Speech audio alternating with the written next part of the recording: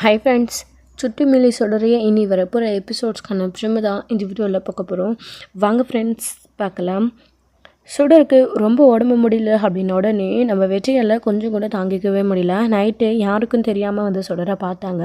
எல்லோரும் light off பண்ணிவிட்டு சாவி போட்டுட்டு தூங்கினதுக்கு அப்புறமா வெற்றி யாருக்கும் தெரியாமல் வெற்றியும் புலிக்குட்டியும் சேர்ந்து நீட்டாக ஒரு குச்சி எடுத்து சாவி குத்தை எடுத்துட்டு அதுக்கப்புறமா வீட்டை ஓப்பன் பண்ணி யாருக்கும் தெரியாமல் உள்ளே வந்துடுறாங்க.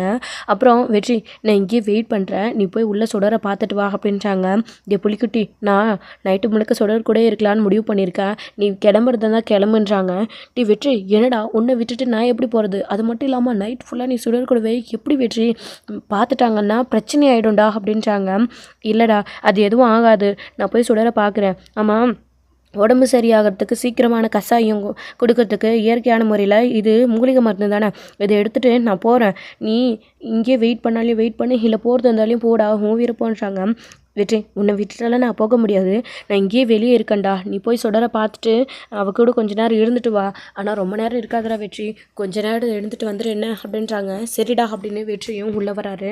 உள்ளே வந்ததுக்கப்புறமா சுடர் நல்லா தூங்கிட்டு இருக்காங்க. அவங்களுடைய சுடர் கால் கிட்ட ரொம்ப அழுகுறாங்க. என்னை மன்னிச்சுடா குட்டி, உன்னை இந்த நிலைமைக்கு ஆளாக்கிறதுக்கு காரணம் ஒரு விதத்தில் நானும் ஆகிட்டேன். உன் அம்மா மேலே இருக்கிற கோவத்தில் உன் அம்மாவை ஜெயிலுக்கு அனுப்பிச்சிட்டேன். ஆனால் உன் அம்மா இது வரைக்கும் என்கிட்ட உன்னை பற்றின விஷயத்த சொல்லவே இல்லையேன்னு ரொம்ப வெற்றி அழுகுறாரு சுடர் அப்படின்னு. அதுக்கப்புறமா சுடருக்கு பத்து போட்டு விடுறது, ஜுரம் குறையணுன்றதுக்காக சில்லு தண்ணியில் அப்போது கஷாயம் கொடுக்குறது, இது எல்லாமே அந்த கிச்சன்லேருந்து அந்த வீட்டுக்குள்ளே அவரே வந்து எல்லாத்தையும் பண்ணிகிட்ருக்காரு. கொஞ்ச நேரத்துலேயே வந்து பார்த்தீங்க அப்படின்னா அவருடைய மாமாவுக்கு முழிப்பு வந்துடுது. சந்தேகமாக இருக்குது, சுடர் என்ன பண்ணுறாலும் ஜுரம் குறைஞ்சிருக்கான்னு பார்த்துட்டு வரலான்னு பார்க்குறாரு. என்ன பண்ணுறாங்க அப்படின்னா வேகமாக வந்து பார்த்திங்க அப்படின்னா வெற்றி வர சத்தம் கேட்ட உடனே கதவு சாத்திட்டு தான் வந்தார். இப்போது வேகமாக லைட் ஆஃப் பண்ணிவிட்டு குடுகுடுன்னு அங்கே வச்சுருந்த பொருளெல்லாம் அந்த கிண்ணத்தையும் அதுக்கப்புறம் வந்து பார்த்திங்க அப்படின்னா கஷாயம் கொடுத்த டம்ளர் இதெல்லாத்தையும் எடுத்துகிட்டு ஓடி போய் ஒளிஞ்சிக்கிறாங்க. அப்போது அவரோட மாமா வராரு. மாமா வந்ததுக்கப்புறமா சுடரை வந்து தொட்டு பார்க்குறாங்க. சுடருக்கு கொஞ்சம் ஃபீவர் குறைஞ்சிருக்கிற மாதிரி இருக்குது. அப்புறம் அம்மா, இது என்ன நெத்தியில் பார்த்து, இது யார் போட்டது அப்படின்னு நினைக்கிறாங்க. ஒருவேளை சுடரே ரொம்ப ஜுரமாக இருக்குன்னு சொல்லிட்டு போட்டிருப்பாளோ. ஐயோ, இதை நாம் தான் பண்ணியிருக்கணும், நாம் செய்யாமல் விட்டதுனால குழந்தையே ரொம்ப ஜுரம் முடியாமல் இதை போட்டிருக்கு போல இருக்குது. பரவாயில்ல, சுடருக்கு அபி இதெல்லாம் நல்லாவே சொல்லி கொடுத்துருக்கா, அதனால தான் உடம்பு கொஞ்சம் சரியாக இருக்குது, நான் எப்படி இதை யோசிக்காமல் விட்டேன்.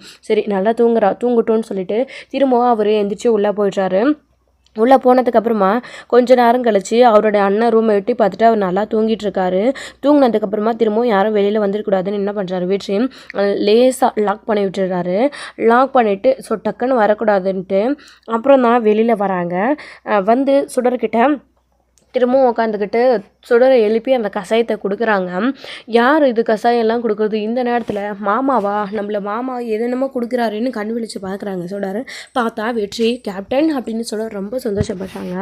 அவங்க அம்மாவை பார்த்து ஏங்குற ஏக்கம் அவங்க அம்மா கிட்ட பேச முடியாமல் ரொம்ப அழுந்து உடம்பு சரியில்லாமல் போன சுடருக்கு தான் அப்பாவை பார்த்த உடனே கேப்டன் அப்படின்னு உடனே அவர் கொடுத்த வைத்தியத்தினால அவங்களுக்கு ஓரளவுக்கு உடம்பு ஃபீவர் சரியே ஆகிடுது. இப்போது கஷாயம் எல்லாம் குடிக்கிறாங்க. சுடர், நீ கவலைப்படாமல் படுத்து தூங்கிக்கோ, ஒன்று நான் பார்த்துக்கிறேன்றாங்க. கேப்டன் அங்கிள், நீங்கள் எப்படிங்க அப்படின்றாங்க. இன்னைக்கு ஸ்கூலுக்கு வரல இல்லையா, மகேஷும் தருணும் உனக்கு உடம்பு சரியில்லைன்ற விஷயத்த சொன்னாங்க. உனக்கு அப்பப்போ கால் பண்ணி மகேஷ் கேட்டுகிட்டே இருந்தானா, அதான் என்னால் உன்னை பார்க்காம இருக்க முடியல, ஸோ அதான் நான் உன்னை பார்க்க வந்துட்டேன். என்னன்னு தெரியல, திடீர்னு உன் ஞாபகமாகவே இருந்துச்சு, எனக்கு உடம்பு சரியில்லைன்றப்போ நீ வந்து என்னை பார்த்துக்கிட்டல, அதான் நான் வந்தேன். இன்றைக்கெல்லாம் நான் உன் கூடவே இருக்கேன் பாப்பா, நீ கவலையே படக்கூடாது, நீ நல்லா படுத்து தூங்கணும், கேப்டன் அங்கிள் உன் கூடவே இருக்கேன் அப்படின்னு வெற்றியும் சொல்லிட்டு கூடவே சுடரை படுக்க வச்சுட்டு ஆறுதல் சொல்லிட்டு இருக்காங்க. பாப்பான்னு அம்முன்னு அதுவும் தங்க பிள்ளைன்னு எவ்வளோவெல்லாம் பேர் சொல்லி கொஞ்சிருப்பேன். என் குழந்தை கூட எப்படியெல்லாம் நான் விளையாடிருப்பேன். அவள் தவழும்போது, அவள் நடக்கும்போது, அவள் ஒவ்வொரு அசைவிலையும் அவள் கூட நான் இருந்திருக்கணுமே, எதுலேயுமே நான் இல்லாமல் போயிட்டேனே, நான் ஒரு துரோகி ஆகிட்டேனேன்னு சுடர் ரொம்ப அதாவது வெற்றி சுடரை நினச்சி ரொம்ப வருத்தப்பட்டு அழுகிறாங்க. அதனால் ஒட்டுமொத்த பாசத்தையும் மொத்தமாக சுடருக்கு கொடுக்கணுன்னு அவ்வளோ சந்தோஷத்தோடு அவர் கூடவே அவங்க கூடவே உட்காந்துட்டுருக்காங்க சுடரை பார்த்துக்கிட்டே. அபி அதாவது வெற்றிக்கும் வந்து சுடர் கூட இருக்கிறதுனால கொஞ்சம் ஆறுதலாக இருக்குது. சுடருக்கும் அவர் கொடுத்த கஷாயத்தினாலேயும் ட்ரீட்மெண்ட்னாலேயும் கொஞ்சம் கொஞ்சமாக குறைஞ்சிருக்கு. ஸோ நாட்டு வைத்தியம் மூலியமே இயற்கையான முறையிலே ஓரளவுக்கு ஜுரத்தை சரி பண்ணிட்டாரு வெற்றி வந்துட்டு. வெற்றியை பார்த்த ஏக்கத்திலேயே சுடருக்கு கொஞ்சம் ஃபீவர் சரியாயிடுச்சு. ஸோ நைட் ஃபுல்லாக கூடவே இருக்கிற வெற்றி தூங்காமல் அப்பப்போ ஜுரத்தை செக் பண்ணிவிட்டு கொஞ்ச நேரம் கழிச்சு அதாவது புலிக்குட்டி அலாரம் வச்சுட்டு தூங்கிட்டு இருந்தார். ஸோ அலாரம் அடித்த உடனே டக்குன்னு எந்திரிச்சிட்டு டே வெற்றி இங்கே பாருடா கேட்குதா அப்படின்றாங்க. கூப்பிட கூப்பிட காதே கேட்கல. ஸோ அசாத கதவை தந்து உள்ளே வந்து வெற்றி நேரம் ஆயிடுச்சுடா, இதுக்கு மேலே நம்ம இங்கே இருந்தோன்னா கண்டிப்பாக அவங்க வீட்டில் யாராச்சும் எந்திரிச்சிட்டா மாட்டிப்போம், முடிச்சுட்டாலும் மணி 3 ஆகிடுச்சிடா, வா வெற்றி போயிடலான்னு கூப்பிடுறாரு. டே நீ போல எங்கே தான் இருந்தியா, இருடா இன்னும் கொஞ்ச நேரம் சுடர் கூட இருந்து, டே வாடா சுடருக்கு இன்னைக்கு இப்போக்குமே பரவாயில்ல போல இருக்குடா வாடா அப்படின்றாங்க. இருடா ஒரு நிமிஷம்னு தொட்டு தொட்டு பார்க்குறாங்க, ஃபீவர் குறைஞ்சிடுச்சு அப்படின்னு. சரி சுடர் அப்போதைக்கு ஸ்கூலுக்கு வருவா, அப்போ பார்த்துப்போ வாடா உடம்பு சரியாயிடுச்சுல்ல அப்படின்றாங்க. சுடர் அப்படின்னு எழுப்புறாங்க. எந்திரிக்கிறாங்க. கேப்டன் அங்கிள் அப்படின்றாங்க. சுடர் நான் இங்கே வந்த விஷயம், நான் உன்னை வந்து நைட்டெல்லாம் பார்த்துக்கிட்டேன்னு உன் மாமாவுக்கு தெரிய வேணாம், தெரிஞ்சா திட்டுவாங்க அப்படின்றாங்க. ஏன் கேப்டன் அங்கிள் அப்படின்றாங்க. இல்லைடாமோ கேப்டன் நீ இவ்வளோ நாள் சொல்லிக்கிட்டே இருக்கல, நான் அவரை இது வரைக்கும் ஒரு தடவை கூட பார்த்ததே இல்லை. யாரும் இல்லாத வீட்டுக்குள்ளே உன்னை பார்க்க எப்படி வந்தோம், திருட்டுத்தனமாக வந்தோமா, யார் அவர் குழந்தை பார்க்க வந்திருக்காருன்னு தப்பான எண்ணத்தில் புரிஞ்சுக்கிட்டு கோவப்படுவார். நீ எதுவும் சொல்லாத என்ன ப்ளீஸ் அப்படின்றாங்க. சரிங்க கேப்டன் அங்கிள், நான் எதுவுமே சொல்கிறதில்ல, பொய் சொல்கிறது தப்புன்னு அம்மு சொல்லியிருக்காங்க, ஆனால் ஒரு நல்ல விஷயத்துக்காக பொய் சொல்லலான்னு சொல்லியிருக்காங்க, நான் சொல்ல மாட்டேன் அங்கிள்ன்றாங்க. அப்போ நான் போயிட்டு வரட்டுமா, நீ படுத்து ரெஸ்டடு, இன்றைக்கி ஸ்கூலுக்கு வரவில்ல அப்படின்றாங்க. உங்களை பார்த்ததில் எனக்கு உடம்பு சரியாயிடுச்சு கேப்டன் அங்கிள், நான் ஸ்கூலுக்கு வருவேன்றாங்க. சரி அப்போ நான் கிளம்புறேன், நான் அந்த சாவியை போட்டுட்டு அங்கே ஜன்னல் வழியாக கொடுக்குறேன், அதை அங்கே மாட்டிடுறியா ப்ளீஸ் அப்படின்றாங்க. சரிங்க கேப்டன் அங்கிள்னு வடா வெற்றி அப்படின்னு புலிக்குட்டி கூப்பிட்டுட்டு வராரு. வெளியே போனதுக்கப்புறமா பாய் சொல்லிட்டு சுடர்கிட்ட கதவை லாக் பண்ணிவிட்டு ஜன்னல் வழியாக கொடுக்குறாங்க. அது வாங்கிட்டு வந்து பாய் அங்கிள் அப்படின்னு சொல்லிட்டு சுடர் வந்து பார்த்திங்க அப்படின்னா எடுத்துகிட்டு போய் அந்த ஆங்கர்லேயே மாட்டிட்டு வந்து படுத்துடுறாங்க. கொஞ்ச நேரத்திலே பொழுது விடிஞ்சிடுது. சண்முகம் எந்திரிச்சு வந்த உடனே சுடருக்கு உடம்பு எப்படி இருக்குன்னு பார்க்கலான்னு வந்தால் சுடர் ஆளையே காணோம். அவங்களுடைய பெட்ஷீட்லாம் எடுத்து வச்சுட்டு ஆல்ரெடி அவங்க எந்திரிச்சு போயிட்டு நல்லா வந்து ப்ரஷ் பண்ணிவிட்டு ஃபேஸ் வாஷ் பண்ணிவிட்டு வராங்க. என்ன சுடருமா உனக்கு உடம்பு சரியாயிடுச்சா, எல்லாத்தையும் எடுத்துகிட்டு எந்திரிச்சிட்டு இருக்க அப்படின்றாங்க. அம்மா எனக்கு இப்போ உடம்பு பரவாயில்ல சரியாயிடுச்சு, மாத்திரைலாம் போட்டோம்ல அதான் சரியாயிடுச்சுன்னு சுடர் சொல்லிடுறாங்க. ஓ அப்படியா, நான் கூட பயந்துகிட்டே இருந்தேன் எங்கே பிள்ளையை கூட்டிகிட்டு போய் ஹாஸ்பிட்டலில் அட்மிட் பண்ணுறதுன்னு சொல்லிட்டு, எப்படியோ உனக்கு சரியாயிடுச்சு அப்படின்றாங்க. ஆமாம் நீங்கள் என்ன ஹாஸ்பிட்டலில் போய் அட்மிட் பண்ணி எனக்கு செலவு பண்ணி உங்கள் டைமை வேஸ்ட் பண்ணி எதுக்கு மாமா, சரியாயிடுச்சு அப்படின்றாங்க. சுடர் நீ அப்படி மட்டும் தப்பாக நினச்சிக்காதம்மா, உனக்கு செலவு பண்ணுறதுக்காக யோசிக்கல, உன் கூட இருந்து எனக்கு டைம் போதும்னும் யோசிக்கல, சின்ன குழந்தை உன்னை போய் ஹாஸ்பிட்டல் அட்மிட் பண்ணிவிட்டு எப்படி ட்ரீட்மெண்ட்லாம் பண்ணிவிட்டு நீ தாங்குவேன் தான்டா யோசிச்சேன்றாங்க. அதான் எனக்கு சரியாயிடுச்சுல்ல மாமா, நான் கவலையே படலை, நீங்களும் இதை நினச்சி கவலைப்படாதீங்கன்னு சுடர் சொல்லிடுறாங்க. சரளாமே காலையில் எழுந்திரிச்சு நான் எந்திரிக்கும் போது கூட தூங்கிட்டு தான் அங்கே இருந்தா, அதுக்கப்புறம் தான் எந்திரிச்சிட்டா போல இருக்கு. சுடர் பால் குடிக்கிறியா காஃபி குடிக்கிறியான்றாங்க. என்ன சரலாம் காஃபியெல்லாம் எதுக்கு, பாலே கொடுன்றாங்க. சரி பால் கொடுக்குறாங்க. தியா தரன்னு எந்திரிச்சு வராங்க. இப்போ உனக்கு உடம்பு சரியாயிடுச்சான்னு கேட்குறாங்க. சரியாயிடுச்சின்னு சொன்ன உடனே அவங்களுக்கு டீ காஃபியெல்லாம் கொடுத்துட்டு அப்புறம் இன்றைக்கி ஸ்கூலுக்கு போகலாமான்னு சொல்லிட்டு ஸ்கூலுக்கெல்லாம் வந்து பார்த்திங்க அப்படின்னா 3 பேர் ரெடியாகி கிளம்பலான்னு சொல்லிட்டு கிளம்பிட்டுருக்காங்க. சரளாவும் லஞ்ச் கட்டிகிட்ருக்காங்க. எப்படியோ சுடருக்கு உடம்பு சரியாயிடுச்சு கடவுளே அப்படின்னு ரொம்ப சந்தோஷப்படுறாங்க. சண்முகமே பார்த்து போங்க சுடர், மதியம் இதே ஃபீவர் விட்டு விட்டு அடிச்சதுன்னா எனக்கு மறக்காமல் ஃபோன் பண்ணேன்னு அவன் பாட்டுக்கு அமைதியாக எடுத்துகிட்டு போகிறேன் அப்படின்றாங்க. அப்பா நான் பார்த்துக்கிறேன்ப்பா சுடரை அப்படின்றாங்க. சரி பார்த்து கூட்டிகிட்டு போத்தரும் அப்படின்னு உடனே 3 பேரும் கிளம்பி ஸ்கூலுக்கு போகிறாங்க. வெற்றி வழக்கம் போல தான் வீட்டுக்கு போன உடனே திரும்பவும் சுடரை பார்க்கணுன்னு சொல்லிட்டு போயிட்டு வீட்டில் இருந்து ஃப்ரெஷ்ஷப் ஆகிட்டு குளிச்சுட்டு வந்து சுடருக்காக வெயிட் பண்ணிகிட்ருக்காரு. இன்னொரு சைடு இங்கே அவங்களுடைய அம்மா அதாவது கர்ணாவுடைய அத்தையை வந்து பார்க்குறாங்க. அவங்க உடம்பு சரியில்லாமல் ஸோ நிறைய வேண்டுதல்லாம் தான் வச்சிட்ருக்காங்க. நாங்கள் தான் இந்த விஷயத்தை பற்றி முடிவு எடுக்கிறோன்னு சொல்லிட்டோம்ல, எங்ககிட்டயும் இந்த விஷயத்தை பற்றியும் பேசிட்டேன், அப்புறம் எதுக்குமா நீ இன்னமும் டென்ஷன் ஆகிட்டு இந்த வேண்டுதல் அது இதுன்னு வச்சிட்ருக்கேன், எனக்கு ஒன்றும் புரியலை, எதுக்கும் உடம்பை வருத்திக்கிறேன்றாங்க. உங்களுக்கு ஒரு கல்யாணம் நடந்து நீங்கள் நிரந்தரமாக இந்த வீட்டில் புருஷன் பொண்டாட்டியே இருக்கிற வரைக்கும் நான் இப்படி தான் இருப்பேன்றாங்க. அதுக்காக எவ்வளோ நாளைக்குமான்றாங்க. போதும் சேத்தா இப்போவே ரொம்ப நாள் வெயிட் பண்ணியாச்சு, இதுக்கு மேலேயே என்னால் வெயிட் பண்ண முடியாது, மகேஷ் கிட்ட பேசி முடிவெடுக்கிறேன்னு சொன்னீங்களே, சீக்கிரமாக அவங்ககிட்ட பேசிட்டு ஒரு முடிவு என்னங்கன்றாங்க. அவன் ஸ்கூலுக்கு கிளம்பிட்டுருக்கான் இப்போ எப்படிம்மா அப்படின்றாங்க. ஏய் நீ போய் பேசுடி, அவன் எதுவும் சொல்ல மாட்டான், நீ அம்மாவை வாரத்தில் அவன் சரின்னு தான் சொல்லுவான் அப்படின்றாங்க. ஏன் அதான் இவ்வளோ அவசரப்படுத்துறீங்கன்னு கருணா ஒரு பக்கம், ப்ளீஸ் மாப்பிள்ளை எனக்காக போய் பேசுங்க 2 பேரும் அப்படின்றாங்க. ஸ்வேதா, அத்தை இவ்வளோ தூரம் ஆசைப்படுறாங்க, நீ என்ன சொல்கிறேன்றாங்க. இதில் நாம் முடிவெடுக்கிறதுக்கு என்ன இருக்குது, எனக்கு உங்களை கல்யாணம் பண்ணிக்கிறதுல எந்த பிரச்சனையும் கிடையாது. மகேஷ் என்ன நினைக்கிறான்னு நாமளும் கேட்டு தெரிஞ்சுக்கணும்ல. வாங்க, உங்களுக்கு ஒருவேளை உங்கள் மனசில் அப்படி எதுவும் இல்லையோ, நீங்கள் பார்வதி அக்காவை எந்த அளவுக்கு மனசில் ஏங்குறீங்கன்றது எனக்கு நல்லாவே புரியும், அதனால தான் நானும் கொஞ்சம் தயங்குறேன்றாங்க. ஆனால் இதில் மகேஷோட வாழ்க்கை அடங்கியிருக்கிறதுல ஸ்வேதா, நம்ம யோசிச்சு தானே ஆகணும். அத்தையும் பாவம் என்னால் ரொம்ப கஷ்டப்படுறாங்க, எனக்கு ஒரு கல்யாணத்தை பண்ணி வைக்கணும், மகேஷ்க்கு ஒரு துணையை கொண்டு வரணும்னு ரொம்ப ரொம்ப அவங்களும் வந்து பாடுபடுறாங்க. அத்தை நினைக்கிற மாதிரி எனக்காக இல்லைனாலையும் மகேஷ்காக ஒரு துணையை தேர்ந்தெடுத்துக்கணும்னு இப்போ தான் எனக்கும் புரிய ஆரம்பிக்குது அப்படின்றாங்க. ஆனால் நாம் எதிர்பார்க்குற மாதிரி யாருமே செட் ஆக மாட்டேன்றாங்களே, எல்லாருமே மகேஷை பிரித்து கூட்டிகிட்டு போகிறதுலே இருக்காங்களே, அதனால் எனக்கு கண்டிப்பாக வேறு யார் மேலேயும் அந்தளவுக்கு நம்பிக்கை இல்லை, ஆனால் உன் மேலே எனக்கு நம்பிக்கை இருக்குது ஸ்வேதா அப்படின்றாங்க. அப்புறம் என்ன, மாப்பிள்ளையும் சொல்லிட்டாரு, நீயும் சரின்னு சொல்லிட்ட, மகேஷ்கிட்ட இப்போவே பேசி முடிவெடுக்கலாம்ல, அடுத்து ஒரு நல்ல நாள்லேயே எல்லாத்தையும் ஏற்பாடு பண்ணலாம்ல, ப்ளீஸ் மாப்பிள்ளைன்றாங்க. அவசரப்படுத்தாத, போய் பேசுகிறோம் அப்படின்னு மகேஷ் கிட்ட வராங்க. மகேஷ் உட்காந்து லஞ்சு சாப்பிட்டுட்டு இருக்காங்க. அக்கா, மகேஷை நான் பார்த்துக்கிறேன், நீங்கள் உள்ளே போய் வேலையை பாருங்கன்னுறாங்க. சரிம்மா அப்படின்னு வேலை செய்கிறவங்க உள்ளே போயிடுறாங்க. மகேஷ் உட்காந்து சாப்பிட்டுட்டு இருக்காங்க. வெற்றி சாப்பிட்டுட்டானா அப்படின்னு கேட்குறாங்க.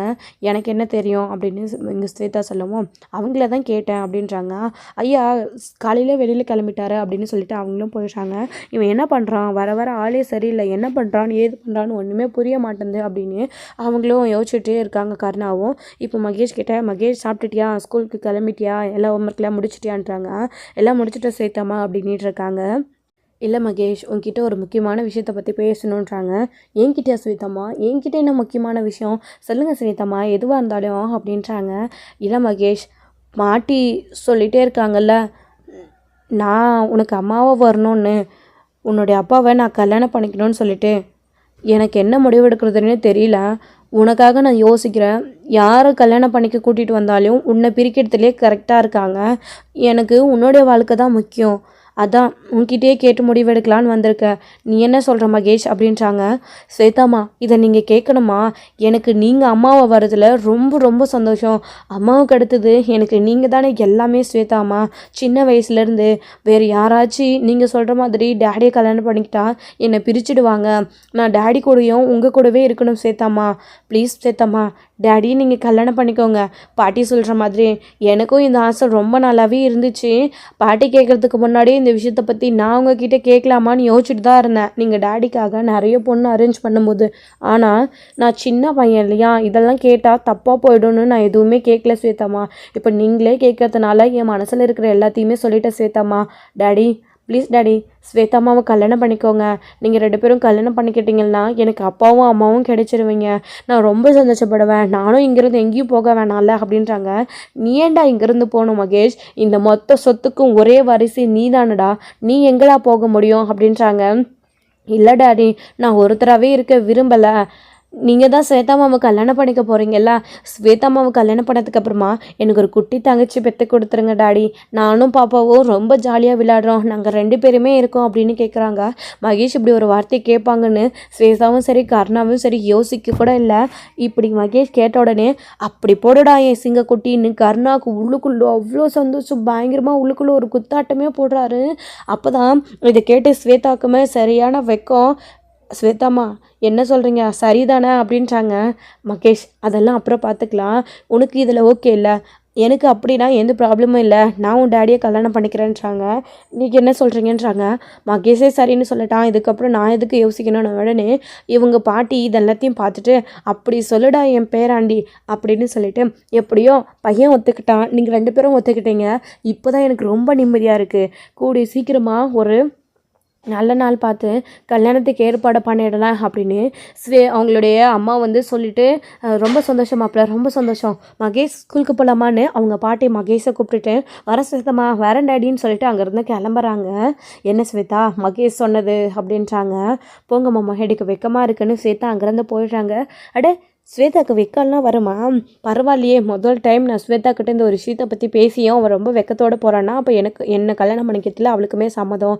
நான் நினச்சது சாதிச்சிட்டேன்ல அபி, இனி உன்னோட ஆட்டம் மட்டும்தான். உன்னை எப்படி கூட சீக்கிரம் முடிக்கிறேன்னு மட்டும் பாருன்னு நான் நினச்சதை அடையிற நேரம் வந்துடுச்சுன்னு கர்ணன் ரொம்ப சந்தோஷப்படுறாரு. ஸோ இங்கே இன்னொரு சைடு மகேஷை கூட்டிகிட்டு ஸ்கூலுக்கு அவங்க பாட்டி போகிறாங்க. வெற்றி வெயிட் பண்ணிகிட்ருக்காங்க. பிள்ளைங்க 3 பேர் ஸ்கூலுக்கு போகிறாங்க. சுடரை பார்த்த உடனே வெற்றி ஓடி போய் சுடர் அப்படின்றாங்க, கேப்டன் அங்கிள் இப்போது உடம்பு எப்படி இருக்குது கேப்டன் அங்கிள் அப்படின்றாங்க.